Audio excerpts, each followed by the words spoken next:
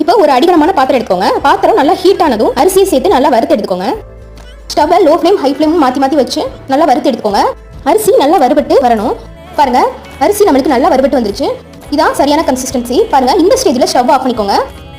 நல்லா சூடாகட்டும். ஆறுனதும் ஒரு மிக்ஸி சாருக்கு மாற்றிக்கோங்க. 4 முந்திரி பருப்பு சேர்த்துக்கோங்க. நீங்க தேவைப்பட்டா எந்த நட்ஸ் வேணா யூஸ் பண்ணிக்கோங்க. வாசனைக்காக ஒரு ஏலக்காய் சேர்த்துக்கோங்க. தண்ணி எதுவும் சேர்க்காம இதை நல்லா ஃபைன் பவுடரா அரைச்சு எடுத்துக்கோங்க. எந்த அளவுக்கு நைஸா அரைக்க முடியுமோ அந்த அளவுக்கு நைஸா அரைச்சு எடுத்துக்கோங்க. அரைக்கப் அளவுக்கு நிலக்கடலை சேர்த்துக்கோங்க. வறுக்காத பச்சை கடலை எதுவும் சேர்க்காம நல்லா அரைச்சு எடுத்துக்கோங்க. பாருங்க, அரைச்சு வந்தாச்சு. இந்த அளவுக்கு நல்லா அரைச்சு எடுத்துக்கோங்க. ஒரு கப் அரிசிக்கு 1 கப் அளவுக்கு நாட்டு சக்கரை சேர்த்துக்கோங்க. நீங்க தேவைப்பட்டா வெல்லம் கூட யூஸ் பண்ணிக்கோங்க, அதுவும் ரொம்ப நல்லா இருக்கும்.